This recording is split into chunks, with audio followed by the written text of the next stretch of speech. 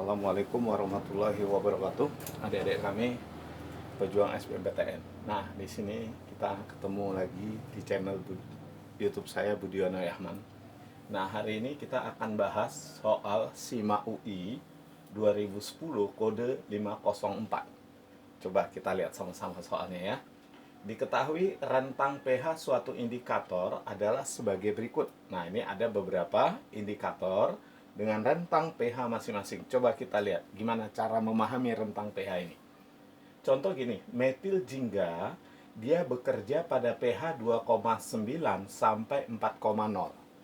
Artinya apa? Artinya 4,0 ke atas itu warna yang ditunjukkannya adalah kuning.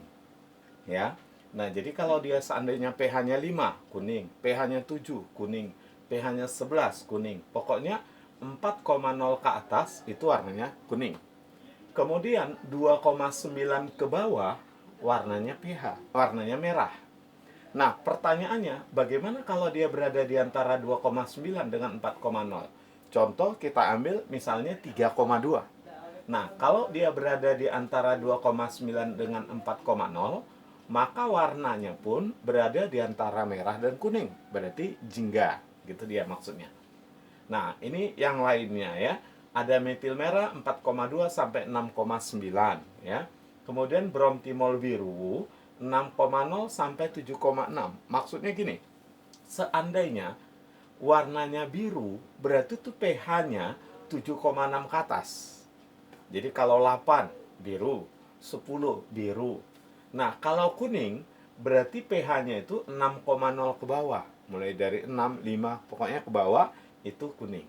Nah, lalu gimana kalau seandainya pH-nya 7? Kalau 7 itu antara 6,0 dengan 7,6. Berarti dia berada di antara kuning dengan biru, maka hijau dia. Nah, begitu pemakaian indikator ini dan seterusnya ya. Yang terakhir ada alizarin kuning, dia itu antara 10,1 sampai 12, perubahan warnanya kuning sampai merah.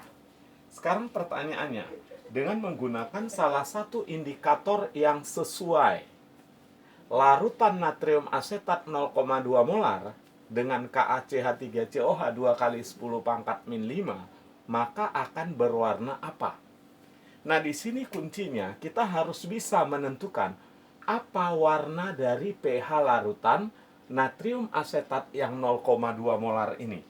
Nah, apa warnanya dari larutan natrium asetat yang konsentrasinya 0,2 molar? Warnanya apa ini?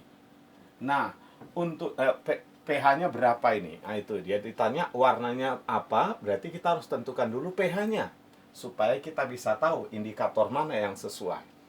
Nah, untuk menentukan pH larutan natrium asetat, kita harus tahu dulu natrium asetat ini apa. Natrium asetat ini adalah garam. Nah, untuk menentukan pH larutan garam, rumusnya sesuaikan dengan jenis garamnya. Natrium asetat ini kalau kita perhatikan, penyusunnya adalah CH3COOH yang merupakan suatu asam lemah. Dan Na yang berasal dari NaOH yang merupakan basa kuat. Berarti kesimpulannya garam natrium asetat itu garam yang berasal dari asam lemah basa kuat. Maka untuk menghitung pH-nya, coba diingat-ingat rumusnya apa? Hidrolisis garam ini ya. Berarti rumusnya adalah konsentrasi OH-. Nah, ini rumus menentukan pH-nya. Karena dia berasal dari asam lemah basa kuat, maka dia bersifat basa. Sehingga yang muncul di rumus adalah konsentrasi OH- sama dengan akar. Nah, KW ini adalah tetapan air dibagi Ka, kemudian kita kali dengan konsentrasi ion yang lemah. Ion yang lemah di sini adalah CH3COO-. Kenapa konsentrasi ion yang lemah yang kita ambil? Karena yang bisa mengalami hidrolisis adalah ion yang lemah. Oke, kita tinggal masukkan angkanya. KW itu 10 pangkat min 14 per KA. KA di soal ada 2 kali 10 pangkat min 5 dikali molar CH3COO min. Nah, kalau kita masukkan ini 2 kali 10 pangkat min 1, yang kita dapat ini adalah molar CH3COONA. Supaya jadi molar CH3COO min gimana? Kita kalilah dengan indeks CH3COO min. Indeks CH3COO min di sini 1. Seandainya garamnya CH3COO 2 kali Ca, berarti indeksnya 2. Masukkan. Nah, sekarang kita bisa coret nih. Nih, habis. Coba kita hitung. 10 pangkat min 14 kali 10 pangkat min 1 itu 10 pangkat min 15.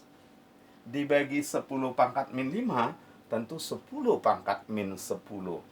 Akar 10 pangkat min 10 itu 10 pangkat min 5 molar. Dari sini kita lanjut aja terus. Berarti pOH-nya 5. Maka pH-nya berapa? Berarti pH-nya adalah 9. Nah, kalau pH-nya 9, indikator apa yang paling pas? Yang ada 9 di antaranya. Nah, ini enggak. Ini tidak, ini tidak. Nah, ini. Antara 8,3 sampai 10 itu ada 9. Nah, ini.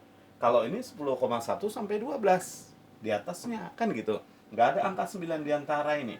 Berarti indikator yang sesuai untuk garam ini phenolphthalein.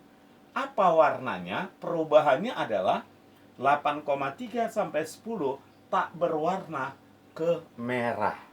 Tak berwarna ke merah. Nah, dia 9 belum sampai di 10. Belum sampai 10. Nah, berarti belum sampai merah dia. Belum sampai merah, maka yang kita pilih apa? Yang hampir merah itu, yaitu magenta.